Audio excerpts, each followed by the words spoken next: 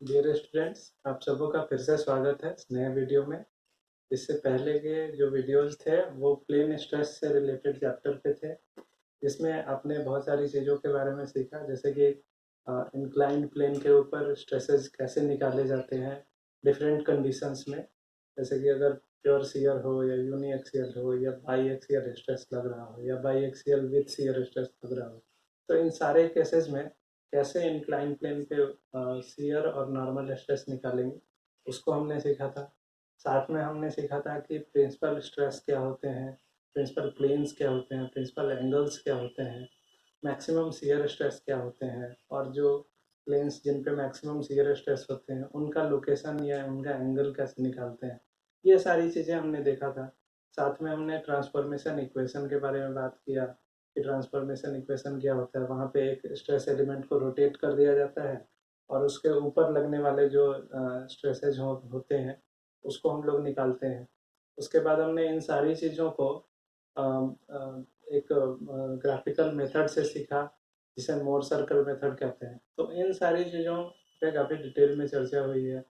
अब क्लैरिटी को और अच्छा करने के लिए हम लोग कुछ न्यूमेरिकल प्रॉब्लम्स को सॉल्व करने की कोशिश करेंगे, जिससे उन कॉन्सेप्ट्स का एप्लीकेशन हमें पता चलेगा कि कैसे हम उसको अप्लाई कर सकते हैं। तो यहाँ पे कुछ न्यूमेरिकल्स आएंगे जिनमें मैं चाहूँगा कि सारे का सारा कॉन्सेप्ट जो है वो क्लियर हो जाए। तो स्टार्ट करते हैं क्वेश्चन नंबर 1 से। ये अभी आपके स्क्रीन पे आ गया होगा। इस क्वेश्चन में लिखा है कि a prismatic bar is in compression has a cross sectional area A equal to 900 mm square and carries a load of 60 kilonewton. Determine the stresses acting on a plane cut through the bar at theta is equal to 30 degree. Then show the complete state of stress with the diagram showing the stress element. तो हम इसके solution की ओर बात करते हैं। तो जब भी हम इस चैप्टर के सॉल्यूशन की बात करेंगे न्यूमेरिकल प्रॉब्लम्स की, तो हम कोशिश करेंगे कि जो भी क्वेश्चन में दिया है उससे रिलेटेड हम एक ड्राइंग बना लें। ड्राइंग बनाने से चेक करने वालों को या आपको भी बहुत ज़्यादा सहूलियत होती है, आपको सारी चीज़ें दिखाई देती हैं ड्राइंग में। तो इस क्वेश्चन में जो दिया है स्टेटमेंट, उसके अनुसार एक बार है जिसमें एक एक्सियल बार है जिसमें कंप्रेसिव लोड लग रहा है 60 किलो न्यूटन का। देखिए यहाँ पे ध्यान रहे, ये लोड है, ये स्ट्रेस नहीं है। इधर से भी कंप्रेसिव लोड लगेगा 60 किलो न्यूटन। अब इस बार का जो क्रॉस सेक्शनल एरिया है वो ए इक्वल टू 900 mm² दिया हुआ है। अब मुझे करना क्या है, तो यहाँ पे थीटा इक्वल टू 30 डिग्री पे इस बार को कहीं कट किया गया है, एक सेक्शन कट किया गया है जो कि 30 डिग्री के एंगल पे है। तो जब हम एंगल डिसाइड करते हैं तो देखते हैं क्वेश्चन में थीटा 30 डिग्री दिया है, यानी पॉजिटिव एंगल दिया है, कहीं मेंशन नहीं है कि ये नेगेटिव एंगल है। तो we consider it as positive angle. और पॉजिटिव एंगल हम लोग कैसे समझेंगे कि कौन सा एंगल पॉजिटिव है। पॉजिटिव एंगल वो होता है जो वर्टिकल फेस से एंटी क्लॉकवाइज डायरेक्शन में एंगल बनाता है, वो पॉजिटिव एंगल होता है। अगर नेगेटिव एंगल होता तो हम लोग इधर की तरफ इंक्लाइन प्लेन को लिए होते।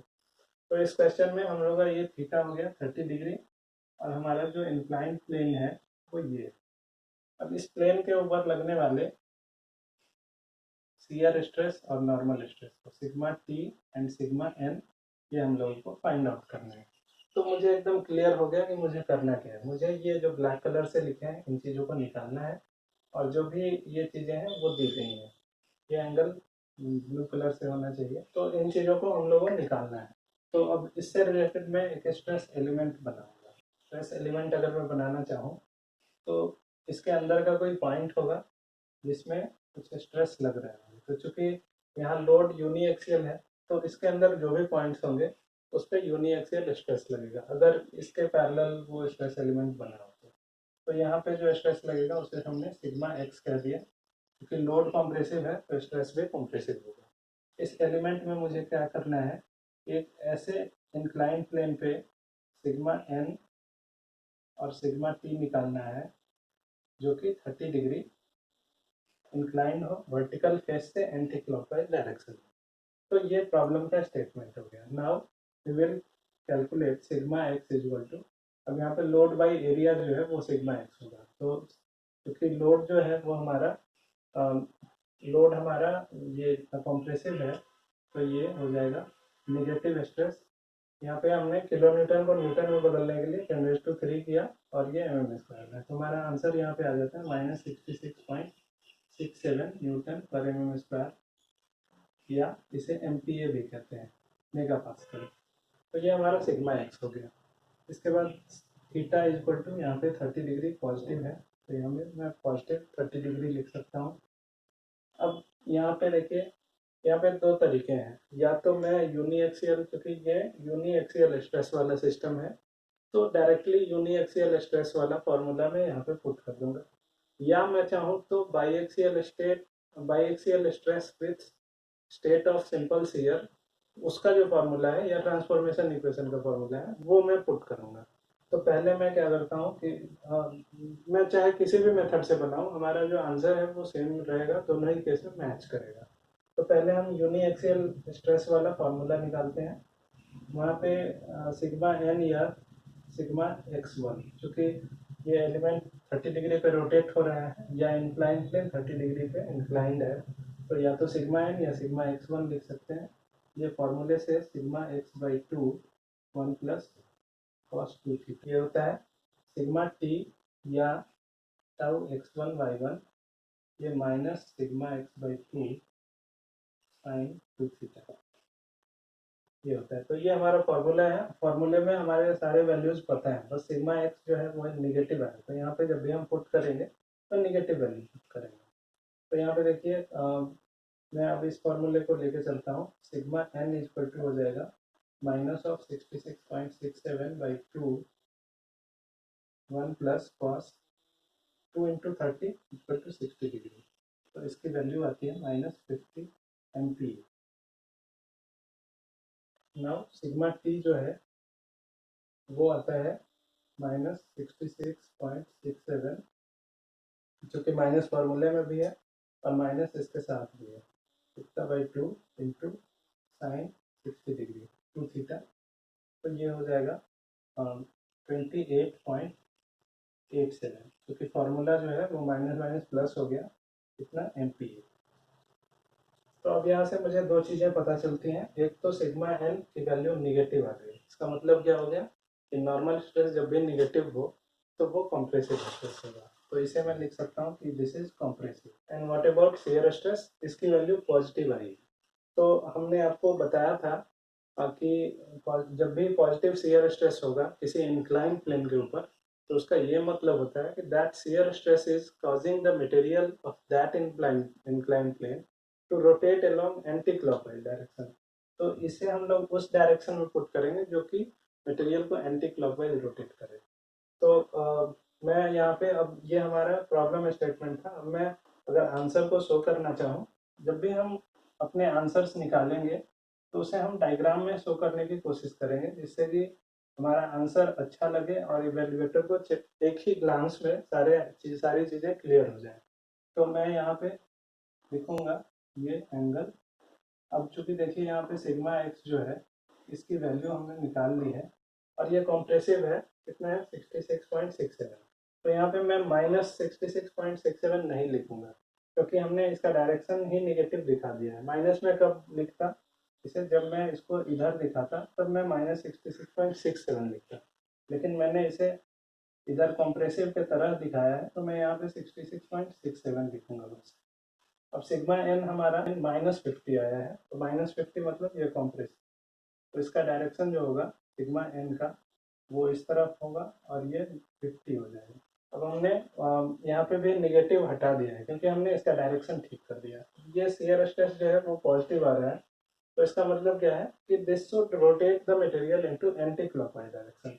तो अगर मैं एज्यूम डायरेक्शन में शियर स्ट्रेस को दिखाऊंगा तो वो क्या करेगा, मटेरियल को क्लॉकवाइज घुमाएगा, लेकिन हमारा आंसर पॉजिटिव है, तो the current direction is along this one. अगर इधर डायरेक्शन रहेगा शियर स्ट्रेस का तो मटेरियल एंटी क्लॉकवाइज घूमेगी, तो सिग्मा टी जो है हमारा वो इस तरह रहेगा 28.8।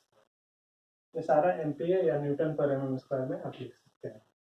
तो इस तरह हमने ये आंसर शो कर दिया। अब इसे हम लोग मटेरियल के अंदर भी शो कर सकते हैं। मटेरियल के अंदर कैसे शो करना है, तो मैं क्या करूँगा, यहाँ पे ये मटेरियल को कट कर दूंगा। इस मटेरियल के अंदर मैं यहाँ पे अब स्ट्रेस दिखाऊंगा, यहाँ पे 66.67 ये हमारा सिग्मा एक्स है और इसमें 50 लग रहा है और इधर 28.87। तो ये हमारा फाइनल आंसर हो गया, जो कि डायग्राम से भी शो हो गया। तो ये सारी चीज़ें करेंगे तो हमारा ये पार्ट कवर हो जाता है। कंप्लीट स्टेट ऑफ स्ट्रेस भी इस प्रॉब्लम के अनुसार निकालना है, जो कि दूसरा पार्ट है। तो इसके अंदर हम लोग क्या करेंगे कि एक ऐसा स्ट्रेस एलिमेंट लेंगे जो 30 डिग्री से रोटेट हो गया हो और उस स्ट्रेस एलिमेंट के सारे फेसेस के ऊपर लगने वाले जो स्ट्रेसेज होंगे उनको अगर हम दिखा दें तो that will be called as complete state of stress. तो यानी हम एक स्ट्रेस एलिमेंट कंसीडर करेंगे, जैसा कि मैंने आपको ट्रांसफॉर्मेशन इक्वेशन में बताया था। तो मैं वहाँ पे देखूंगा, तो यहाँ पे हमारा जो एक ऐसा एलिमेंट है जिसका एक फेस 30 डिग्री इंक्लाइंड है। एक ऐसा एलिमेंट लेना है, स्ट्रेस एलिमेंट चूंकि क्यूब जैसा होता है और उसको अगर प्लेन स्ट्रेस में दिखाएं तो वो एक स्क्वायर के जैसा दिखता है। ये बात मैंने पहले बताया था आपको। तो एक ऐसे स्ट्रेस एलिमेंट में सारे स्ट्रेस को दिखाना है सारे फेस के ऊपर, जो कि 30 डिग्री रोटेटेड। तो ये स्ट्रेस एलिमेंट जो है, यानी इस इंक्लाइन प्लेन के ऊपर के किसी पॉइंट को कंसीडर करके उसे अगर इनलार्ज करेंगे तो वो ऐसा दिखेगा। ये 30 डिग्री इंक्लाइंड है एंटी क्लॉकवाइज डायरेक्शन में, इसका एक फेस। तो इस एलिमेंट पे लगने वाले सारे स्ट्रेसेस को अगर हम दिखा दें, इसके जितने भी फेस हैं, face A, B, C and D, A B C D चारों फेस पे अगर हमने ये दिखा दिया कि सिग्मा एक्स वन कितना है, tau x one y one कितना है, सिग्मा वाई वन कितना है, सिग्मा एक्स वन कितना है, tau x one y one, sigma y one कितना है। अगर इन सारी चीज़ों को हमने शो कर दिया तो that will be known as complete state of stress on the stress element. तो यहाँ पे मैं अगर फेस ए बी की बात करूँ तो face A B is same as that of inclined face. तो जो इंक्लाइंड फेस का स्ट्रेस एलिमेंट होगा वही इस पे भी होगा। तो यहाँ हम लिख सकते हैं sigma x one equal to -50 MPa and tau x1 y1 equal to 28 MPa। अब मुझे निकालना है फेस BC पे लगने वाले स्ट्रेसेस। तो इस पे जो स्ट्रेसेस हैं वो सिग्मा y1 है और tau x1 y1। Tau x1 y1 निकालने की फिर से ज़रूरत नहीं है, लेकिन फिर भी हम वेरीफाई करेंगे कि वो सही आता है या नहीं आता है, क्योंकि ये वैल्यू जो है 28 आया है और इस तरफ पॉइंट आउट कर रहा है। तो जो दूसरा शियर स्ट्रेस होगा वो कॉम्प्लीमेंट्री नेचर का होता है और इसकी ओर पॉइंट करता हुआ शियर स्ट्रेस जनरेट होगा। तो ये मैंने पहले भी बताया था। तो डायरेक्टली हम लोग बिना वैल्यू निकाले भी यहाँ लिख सकते हैं कि ये अगर इधर है तो इसकी डायरेक्शन जो है वो इस तरफ होनी चाहिए और मैग्नीट्यूड सेम होनी चाहिए, लेकिन हम लोग निकाल के देखेंगे। अब सिग्मा y1 निकालने के लिए हम लोग को क्या करना होगा, तो चूंकि सिग्मा x1 का फेस जो है वो 30 डिग्री है, तो सिग्मा y1 का फेस जो होगा 30 प्लस 90 डिग्री होगा।